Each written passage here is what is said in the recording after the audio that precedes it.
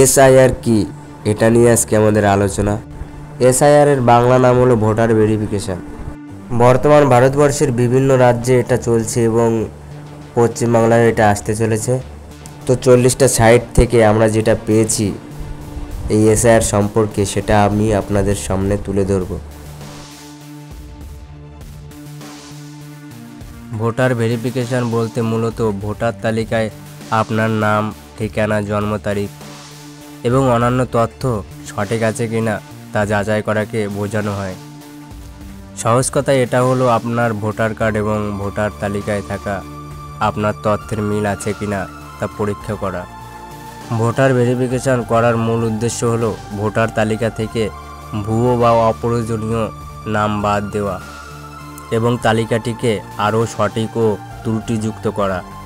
এর ফলে নির্বাচন কমিশন নিশ্চিত হতে পারে যে একমাত্র বৈধ ভোটাররাই ভোট দেওয়ার সুযোগ পাবেন।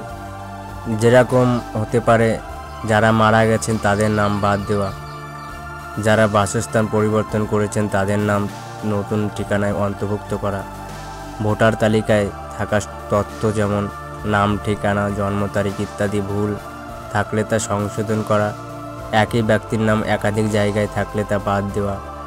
এবার চলে আসি কীভাবে ভেরিফিকেশন করতে হয়। দেখুন, মূলত দুভাবে ভেরিফিকেশন হয়, অফলাইন এবং অনলাইন। অনলাইনটা আপনি যে কোনো সার্ভারে গিয়ে আপনি করতে পারেন এবং অফলাইনটা হলো সরকারি কর্মচারীরা আপনার বাড়িতে আসবে এবং বাড়িতে এসে আপনার ভোটার কার্ড ভেরিফিকেশনটা করে দিয়ে যাবে। এই সমস্ত কিছু নিয়ে রাজনৈতিক ও আইনি বিতর্ক প্রচুর আছে। যেমন এসআইআর প্রক্রিয়াটি একটি প্রশাসনিক কার্যক্রম হলেও এর বাস্তবায়ন নিয়ে তীব্র রাজনৈতিক ও আইনি বিতর্ক সৃষ্টি হয়েছে। গণহারে নাম মুছে ফেলার অভিযোগ। বিহারে 65 লক্ষ ভোটারের নাম বাদ পড়ার ঘটনাকে কংগ্রেস নেতা রাহুল গান্ধী ভোট চুরির একটি প্রাতিষ্ঠানিক পদ্ধতি বলে। তিনি নির্বাচন কমিশনকে বিজেপির একটি সেল হিসাবে কাজ করার অভিযোগ তোলেন।